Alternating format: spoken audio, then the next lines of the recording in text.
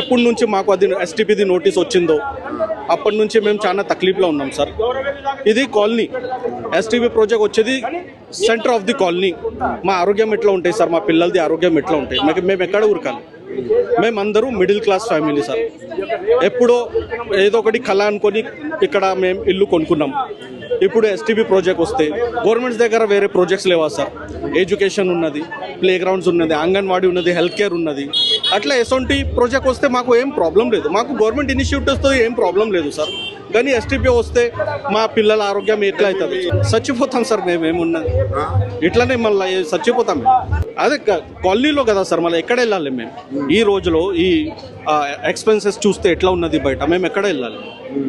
మేము ఇట్లానే అజిటేట్ చేసాం సార్, శాంతిగా అజిటేట్ చేస్తాం. మేము గాంధీజీ చేస్తాం, ఎప్పుడు దాకా ప్రాణం ఉన్నదో అప్పుడు దాకా చేస్తాం. గాంధీజీ ఎట్లా చేసినారో మేము కూడా అట్లానే పీస్ఫుల్ మేనర్స్లో మేము చూస్తాం, చేస్తాం సార్. అనుకోలేదు సార్, మేము డెవలప్మెంట్ కోసమే ఆలోచిస్తాం.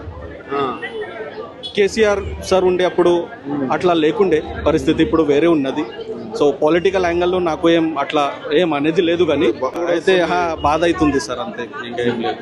మా కాలనీలో మేము చాలా రోజుల నుంచి ఇదే అజిటేట్ చేస్తున్నాం సార్. మేము ఈచ్ అండ్ ఎవ్రీ ఎక్కడెక్కడ మాకు అనిపిస్తుందో ఈ అవుతుంది పని, అక్కడ మేము అందరూ మా కాలనీ ప్రెసిడెంట్ వాళ్ళు, సత్యనారాయణ గారు, అందరూ మా జనాలు అంతా మేము ఊరికి కూడా వెళ్తలేం సార్. ఇప్పుడు చుట్టి వస్తే కూడా ఊరికి వెళ్తలేం, ఎందుకంటే ఇదే కష్టం. ఇప్పుడు భయం ఉంటుంది కదా సార్, అట్లా భయానికి ఇల్లు కూడా వదిలిపెడతారు, వెళ్తలేం సార్ మేము.